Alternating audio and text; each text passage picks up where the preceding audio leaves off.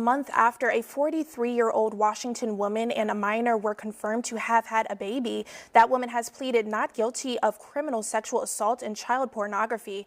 43-year-old Robin Polston is accused of having sex with a minor and having a child. Polston is charged with 2 counts of criminal sexual assault and 2 counts of child pornography for crimes that allegedly occurred in 2024 and 2025.